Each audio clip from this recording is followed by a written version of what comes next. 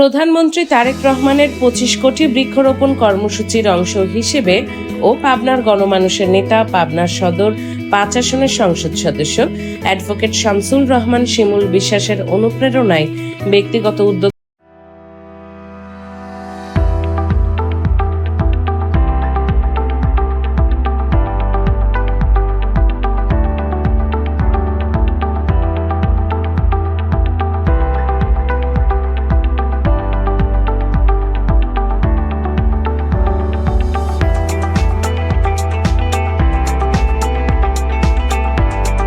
পাবনা পৌর ১৫ নং ওয়ার্ড যুবদলের উদ্যোগে আজ ৯ আগস্ট বিকেলে পাবনা মানসিক হাসপাতাল শ্রী শ্রী অনুকূল ঠাকুর আশ্রম, পাবনা মেডিকেল কলেজ প্রাঙ্গণে বৃক্ষরোপণ কর্মসূচি পালন করা হয়।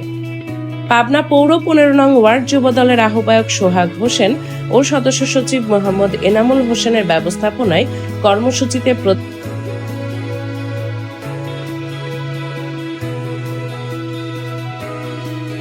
অতিথি হিসেবে উপস্থিত ছিলেন পাবনা পৌর যুবদলের সংগ্রামী আহ্বায়ক সাইদুল ইসলাম রূপম।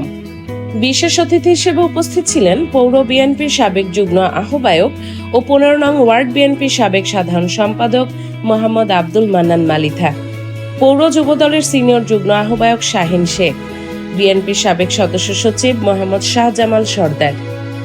কর্মসূচিতে পৌর যুবদলের আহ্বায়ক রূপম বলেন, বৃক্ষরোপণের মাধ্যমে পরিবেশের ভারসাম্য রক্ষার পাশাপাশি ভবিষ্যৎ প্রজন্মের জন্য একটি সবুজ ও বাসযোগ্য বাংলাদেশ গড়ে তুলতে হবে। প্রধানমন্ত্রী ঘোষিত ২৫ কোটি বৃক্ষরোপণ কর্মসূচিকে সফল করতে দলীয় নেতাকর্মীদের পাশাপাশি সর্বস্তরের মানুষকে বৃক্ষরোপণে আহ্বান জানান তিনি।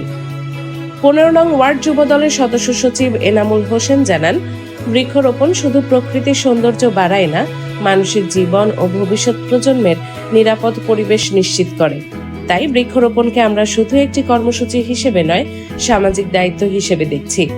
আজ যে চারাগুলো রোপণ করা হলো, আগামীতে সেগুলো পাবনাকে আরো সবুজ ও বাসযোগ্য করে তুলবে।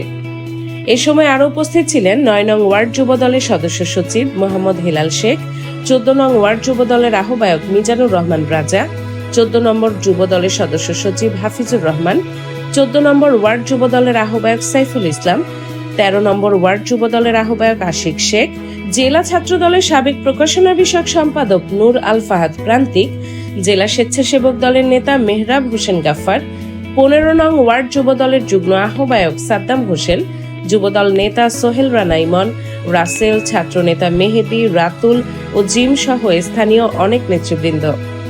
Desk news, Dhaka edition 24।